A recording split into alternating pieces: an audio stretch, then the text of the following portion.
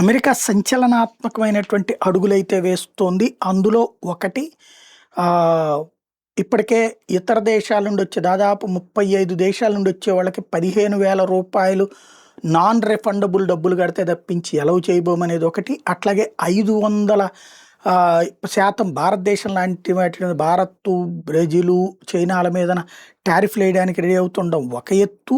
మరొక వైపున చూస్తే రష్యాకి సంబంధించినటువంటి ఆయిల్ ట్యాంకర్స్ని వెనిజులా నుంచి ఆయిల్ తీసుకునేది, ఇరాన్ నుంచి ఆయిల్ తీసుకునే వాళ్ళని స్వాధీనం చేసుకునేటటువంటి ఎత్తుకడలు మరొక వైపు. ఇవన్నీ ఒక ఎత్తు అయితే ఐక్యరాజ్య సమితి అనుబంధంగా ఉన్నటువంటి అనేక సంస్థలకు ఫండింగ్ని ఆపేసింది అమెరికా. అలాగే ప్రపంచవ్యాప్తంగా ఉన్నటువంటి అనేక స్వచ్ఛంద సంస్థలు కూడా ఫండింగ్ని ఆపేసింది. అట్లా ఫండింగ్ని ఆపబడినటువంటి దేశాల్లో మన దేశం కూడా ఉంది. తద్వారా దాదాపు 49 ప్రాజెక్టులకి, అంటే అది విద్యకో, వైద్యానికో, సేవకో ఇట్లాంటి పేరుతో ఉన్నటువంటి 49 ప్రాజెక్టులకి డబ్బులు ఆపేసింది. తద్వారా ఆ డబ్బులు మిగిల్చుకుంటున్నట్టు ప్రకటించుకొచ్చాడు ట్రంప్. చర్యలు 1 by 1 ముదిరిపోతున్నాయి.